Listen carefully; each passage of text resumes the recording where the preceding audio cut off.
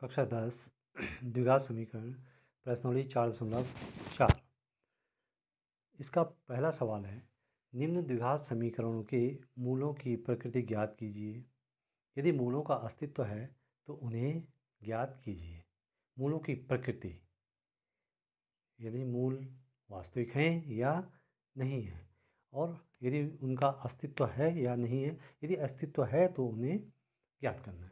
तो इसका थोड़ा सा पहली प्रश्नावली में भी आ चुका है कि मूलों की प्रकृति कैसे ज्ञात करते हैं हम। तो देखिए, हमारे पास द्विघात समीकरण है ax² + bx + c = 0। इस द्विघात समीकरण से सबसे पहले हम जो समीकरण दी जाएगी उसके साथ इसके गुणांकों की तुलना करके a, b और c के मान ज्ञात कर लेंगे।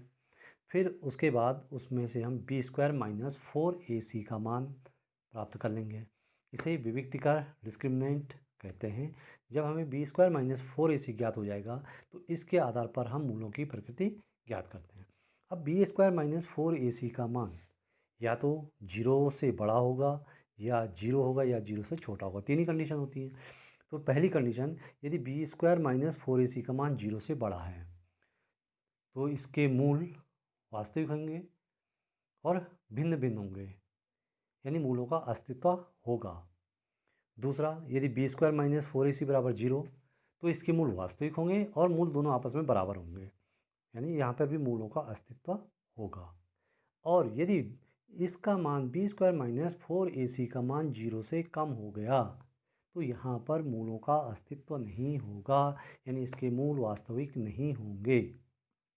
तो ये हमें तीन इसकी कंडीशन याद रखनी है विविक्तिकार डिस्क्रिमिनेंट की, कि b² - 4ac > 0 = 0 और <0। चलिए अब आते हैं हम प्रश्नावली पे।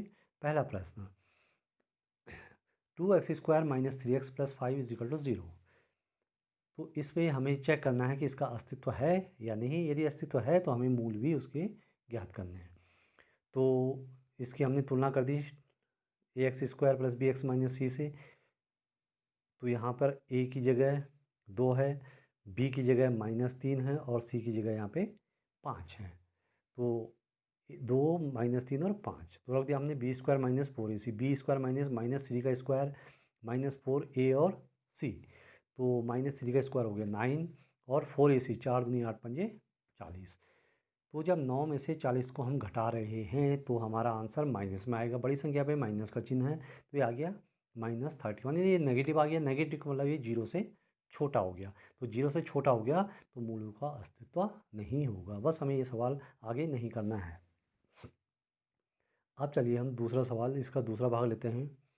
दूसरा भाग है 3x² - 4 √3x - 4 = 0। तो फिर हम इसकी तुलना भी ax² + bx + c से कर रहे हैं। तो a बराबर आ गया 3, तो b बराबर -4 √3 और c बराबर 4।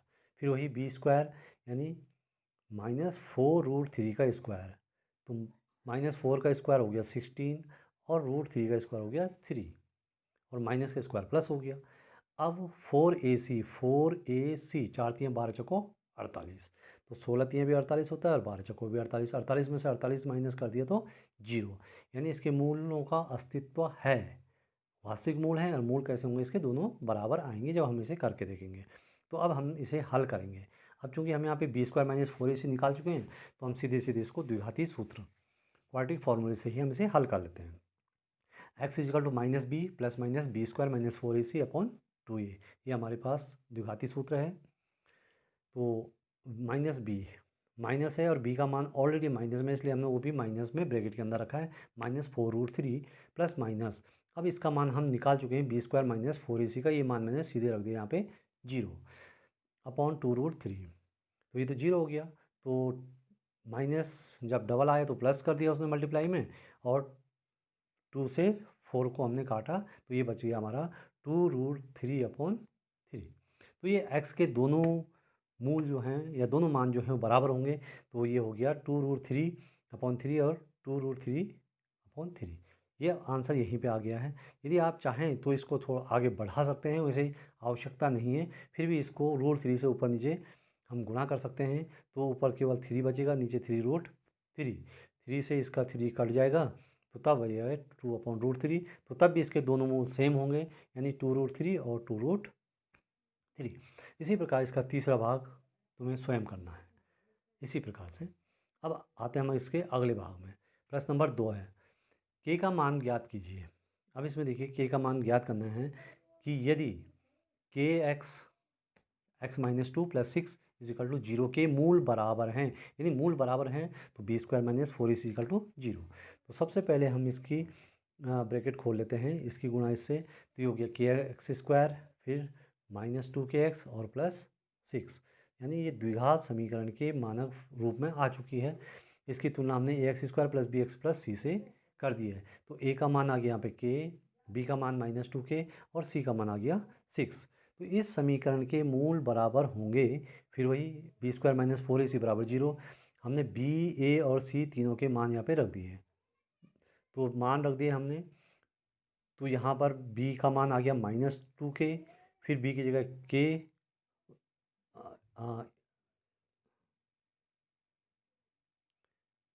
a का मान हो गया k और ये c का हो गया 6।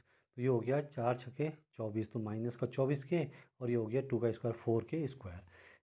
कुल मिला के इन दोनों में से 4k हमने कॉमन लिया, तो क्या बचा अंदर, 4k जब कॉमन ले लिया तो अंदर बच गया k - 6 = 0, यानी 4k × 4k - 6 = 0।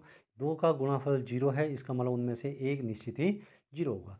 तो पहली कंडीशन, यदि 4k = 0, 4k = 0, तो यानी k का मान 0 हो गया, और k हमारा क्या है, k(x²), यानी k a का काम कर रहा है ax²। यदि k 0 हो जाएगा तो x² वाला ही पद खत्म हो जाएगा, यानी ये द्विघात समीकरण ही नहीं होगी, इसलिए k का मान 0 नहीं हो सकता।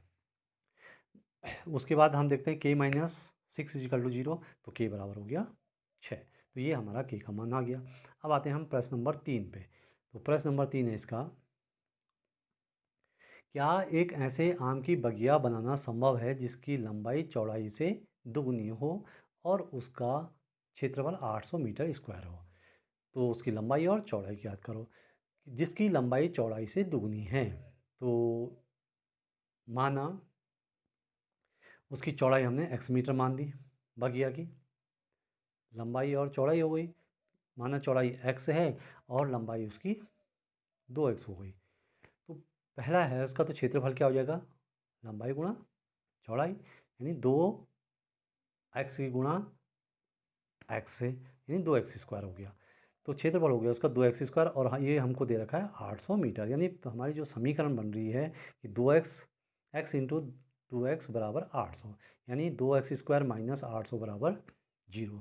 ये बन गई द्विघात समीकरण। इसकी हमने a 2x², x वाला पद है नहीं, इसलिए b यहाँ पे 0 और c का मान आ गया 800। अब हम इसे चेक कर रहे हैं कि ये है, हो सकता है कि नहीं, तो इसको हमने b² - 4ac से चेक किया है, तो इसका मान आया 1600। 1600 जो कि 0 से बड़ा है, नहीं इसके मूल वास्तविक होंगे। तो अब इसके मूल क्या होंगे वो हमने चेक करके यहाँ पे देख लिए कि 2x² = 800, तो x² बराबर 2 नीचे गया यानी 400, तो x = 400 का वर्गमूल यानी ±20। तो यानी इसकी जो चौड़ाई है वो आ गई 20, तो लंबाई कितनी हो जाएगी, 20 दूनी 40। चलिए अगला सवाल, क्या निम्न स्थिति संभव है, यदि है तो उनकी वर्तमान आयु ज्ञात कीजिए। दो मित्रों की आयु का योग 20 वर्ष है, 4 वर्ष पूर्व उनकी आयु का गुणनफल 48 है। दो मित्रों की आयु का योग 20 है, तो माना पहले मित्र की आयु x वर्ष है, तो दो का योग 20 है, तो दूसरा कितना हो जाएगा 20 - x, यानी 20 - x हो गया और एक x हो गया। अब वो बोल रहे 4 वर्ष पहले, तो 4 वर्ष पहले यानी कि दोनों की आयु में से हम 4 वर्ष माइनस कर देंगे, घटा देंगे, x - 4 और 20 - x - 4, तो 20 में से 4 कम कर दिया, 16 - x, तो 4 वर्ष पूर्व एक की आयु हो गई x - 4 और दूसरे को हो गई 16 - 4। तो 4 वर्ष पहले दोनों की आयु का गुणनफल था 48, यानी x - 4 गुणा 16 - x = 48। इसका हमने ब्रैकेट खोल दिया, तो ये हो गया 16x, x से 16 की गुणा 16x, और x से माइनस एक्स की गुणा तो माइनस एक्स स्क्वायर, माइनस 4 की 16 से गुणा, 16 चौको 64 और माइनस की इसकी गुणा इससे, तो ये हो गया 4x तो बराबर 48। एक साइड करके हमारे पास द्विघात समीकरण जो आई वो आई minus X square minus plus 20x minus 122, minus common ले लिया सब में से तो सबके चिन्ह बदल गए, तो ये तब बन गया हमारा x square plus minus 20x plus 122 बराबर 0।